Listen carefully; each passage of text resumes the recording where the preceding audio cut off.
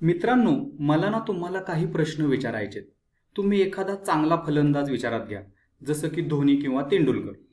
किंवा तुम्ही काय करा, एखादा असा गायक किंवा गायिका विचारात घ्या, ज्यांचा आवाज खूपच मधुर आहे. किंवा असा एखादा माणूस विचारात घ्या, यांना तुम्ही ओळखतच असाल, ज्यांच्याकडे क्लिष्ट समस्या सोडवण्याचे कौशल्य आहे.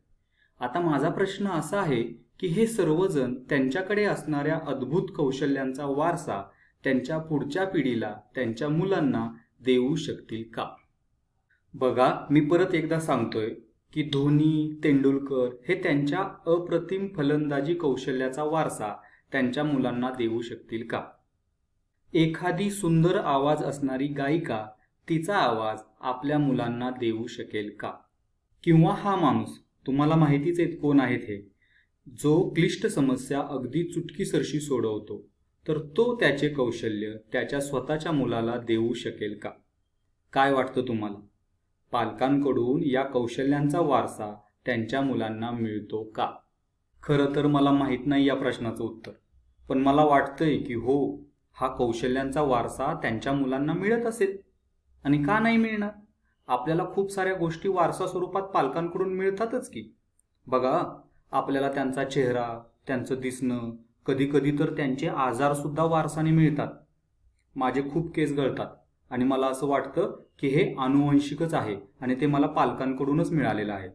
याचा अर्थ कदाचित चांगले गुण, कौशल्य सुद्धा संततीकडे संक्रमित होत असतीलच की. आता या झाल्या माझ्या भावना, मला काय वाटतं ते.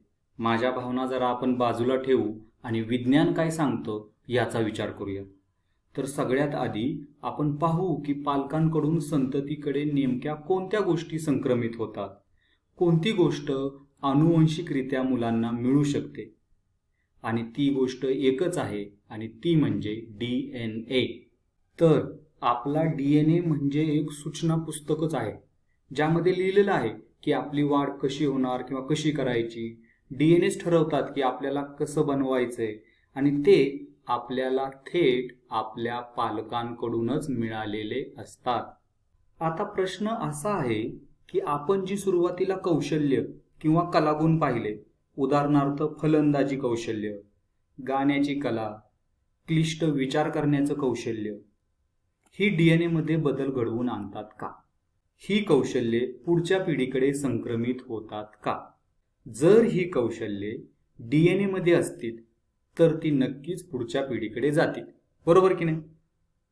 पण लक्षात घ्या, ही कौशल्ये, हे कलागुण आपल्या DNA मध्ये बदल घडवत नाहीत. ती वारसाने पुढच्या पिढीत संक्रमित होत नाहीत. तर लक्षात घ्या, आपलं शरीर हे अनेक पेशींनी बनलेलं असतं. DNA हा पेशीच्या केंद्रकात असतो. आता फलंदाजीचं उदाहरण पहा. जेव्हा आपण फलंदाजीचा सराव करतो, अगदी वर्षानुवर्षे फलंदाजी करतो, तेव्हा आपल्या शरीरात काय बदल होतात? तर आपण अधिक चांगले फलंदाज बनतो. आपले डोळे आणि हातांचा समन्वय सुधारतो. यामुळे आपले न्यूरोमस्क्युलर जंक्शन म्हणजेच चेतास्नायू संपर्क अधिक मजबूत होतो. यामुळे आपले स्नायू सुद्धा बळकट होतात. हे सगळे बदल ना पेशीच्या केंद्रकाबाहेर होतात. या सततच्या सरावामुळे कदाचित आपल्याला जास्तीच्या तंतुकणिका मिळतील, आपलं पेशीद्रव्य अधिक घन होईल, आपल्याकडे अधिक प्रोटीन्स असतील. पण हे सगळे बदल पेशीच्या केंद्रकाच्या बाहेर होतात. यामुळे DNA मध्ये कसलाही बदल होत नाही. आता हेच सगळं ना गाणे गाण्याच्या कलेबाबतीत सुद्धा होतं. जेव्हा आपण खूप काळ गाणं गातो, तेव्हा आपोआप आपला आवाज अधिक छान होत जातो. हे आवाजात होणारे बदल हे सगळे केंद्रकाच्या बाहेर घडतात. यामुळे DNA मध्ये कसलाही बदल होत नाही. आणि हेच सगळं विचार कौशल्यांबाबतीत सुद्धा घडतं. जर आपण जास्त विचार करायला लागलो, जास्त ज्ञान ग्रहण करायला लागलो, तर मेंदूच्या न्यूरल संरचना बदलतात. पण यामुळे DNA मध्ये कसलाही बदल घडत नाही. याचा अर्थ एकच की आपण आयुष्यामध्ये सरावाने मिळवलेली कौशल्ये, कलागुण, ज्ञान DNA मध्ये बदल घडवत नाही. त्यामुळेच ते संततीकडे संक्रमित करता येत नाहीत. आणि लक्षात घ्या, त्यामुळेच आईवडिलांचे कौशल्य, कलागुण, ज्ञान पुढच्या पिढीला वारसाने मिळत नाही. हे सगळं ऐकून निराश झालात ना? निराश होण्याची काही एक गरज नाहीये. पण आता आपण काय करूयात, आतापर्यंत आपण काय शिकलो ना ते एकदा आपण पुढच्या पानांवरती व्यवस्थित लिहूयात. ठीक आहे?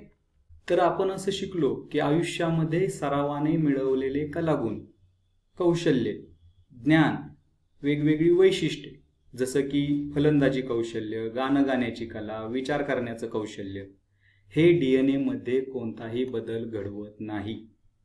ते वारसाने पुढच्या पिढीकडे, संततीकडे संक्रमित होत नाही. थोडं स्पष्ट करून सांगायचं झालं तर सरावाने मिळवलेल्या कौशल्यांमुळे जननपेशी म्हणजेच बीजपेशी ज्या लैंगिक प्रजननासाठी नर व मादा यांनी निर्माण केलेल्या असतात त्यामध्ये कसलाही बदल होत नाही. म्हणूनच हे गुण पुढच्या पिढीत संक्रमित होत नाहीत, ते वारसाने मिळत नाहीत. जननपेशी ह्या अंडपेशी आणि शुक्राणू विकसित करतात. त्या अनुक्रमे मादी आणि नर यांच्यामध्ये तयार होतात. पुढे जाऊन अर्धसूत्री विभाजनाद्वारे त्या विभाजित होतात आणि नंतर मग त्यांचं मिलन होऊन नवीन जीव तयार होत असतो. मग लक्षात घ्या, सततच्या सरावाने मिळालेले जे कलागुण आहेत, जी कौशल्य आहेत, जे ज्ञान आहे, ते ज्ञान या जननपेशींमध्ये कसलाही बदल घडवून आणत नाही आणि त्यामुळेच आपल्याला पुढच्या पिढीला हे गुण आनुवंशिकतेने मिळत नाहीत, संक्रमित होत नाहीत. मग सततच्या सरावाने नेमका कोणत्या पेशींमध्ये बदल होतो? तर त्या पेशींना म्हणतात कायिक पेशी, सोमॅटिक पेशी. म्हणजेच आपल्या स्नायूंच्या पेशी, आवाज तयार करणाऱ्या पेशी, आपल्या मेंदूतील पेशी, अशा पेशींमध्ये बदल होत असतात. थोडक्यात सांगायचं तर ऊतींची दुरुस्ती आणि पुनरुत्पादन करणाऱ्या शरीरातील पेशी म्हणजे कायिक पेशी, सोमॅटिक पेशी. हे सगळे जे बदल आहेत ते पेशीतील केंद्रकाबाहेर होतात. आता ना आपण काही मजेशीर उदाहरणे पाहूयात. पहिलं उदाहरण, 2 माकडं आहेत. बाळ होण्याआधी, बाळाचं नियोजन करण्याआधी त्यांनी त्यांच्या शेपट्या कापून टाकल्या.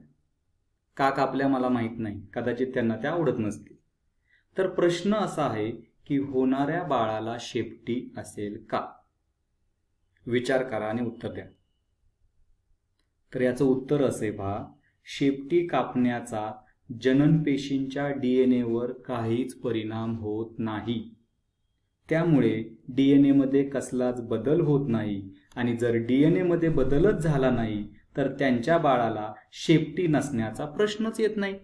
नक्कीच त्या बाळाला शेपटीही असणारच. आता दुसरं उदाहरण पाहूयात. जिराफाची मान लांब कशी काय झाली याचा ना एक सिद्धांत आहे, त्याला लॅमार्कवाद असं म्हणतात. असं म्हटलं जायचं की पूर्वीच्या काळी सुरुवातीला जिराफांची मान ही खूप छोटी होती. पिढ्यानपिढ्या हे जिराफ काय करायचे तर आपली मान ताणून झाडांवरची पानं खायचे. त्यामुळे ते लांब मानेचे झाले आणि मग पुढच्या पिढीतही तसेच लांब मानेचे जिराफ जन्माला आले. आता मला सांगा, असं खरंच घडलं असेल का? मी सांगतो. जेव्हा पूर्वीचे जिराफ मान ताणत होते तेव्हा त्यांच्या जनन पेशींच्या DNA मध्ये काही बदल झाले असतील का? तर शक्यच नाही, अजिबात नाही. जर DNA मध्ये बदलच नाही झाला तर पुढच्या पिढीला मोठी मान मिळण्याचा प्रश्नच येत नाही. बरोबर की नाही? मग लक्षात घ्या, विशिष्ट स्वरूपातील प्रयत्नांमुळे स्वतःमध्ये घडवून आणलेले बदल नव्या पिढीकडे दिले जात नाहीत. हे अनेक वेळा पडताळून पाहण्यात आले आणि लॅमार्कचं म्हणणं चुकीचं असल्याचे दिसून आलं. मग आपल्याला प्रश्न पडतो की जिराफाची मान लांब कशी काय झाली? तर लक्षात घ्या, DNA मध्ये बदल झाले पण ते अचानक झाले. म्हणजे काय तर यादृच्छिक उत्परिवर्तनामुळे हे घडलं. उत्परिवर्तन म्हणजे काय तर पेशी विभाजनादरम्यान जीवाच्या DNA अनुक्रमात होणारा बदल. याची सविस्तर माहिती आपण डार्विनचा नैसर्गिक निवडीचा सिद्धांत या व्हिडिओमध्ये पाहू शकतो. तर मला आता असं वाटतंय की आता सगळं चित्र स्पष्ट झालंय. आपल्याला व्यवस्थित समजलंय की सरावाने मिळवलेली वैशिष्ट्ये, गुण पुढच्या पिढीमध्ये संक्रमित होत नाहीत. यावर तुम्ही अजिबात निराश होऊ नका. लक्षात घ्या, तेंडुलकर किंवा धोनी हे जन्मताच चांगले फलंदाज नव्हते. आईन्स्टाईन हा जन्मताच प्रतिभावान नव्हता. कोणताच गायक जन्मताच चांगल्या आवाजात गात नसतो. हे सगळं त्यांनी खूप सारा सराव, प्रयत्न, कष्ट, चिकाटीच्या जोरावर मिळवलेलं आहे आणि त्यामुळेच ते जगातले प्रतिभावान आणि यशस्वी माणूस बनू शकलेत. म्हणूनच आम्ही खान अकॅडमीवाले नेहमी म्हणत असतो की तुम्ही सुद्धा जगातली कोणतीही गोष्ट शिकू शकता, मिळवू शकता. आणि या सर्वासाठी तुम्हाला खूप साऱ्या शुभेच्छा. इथेच थांबूयात. धन्यवाद.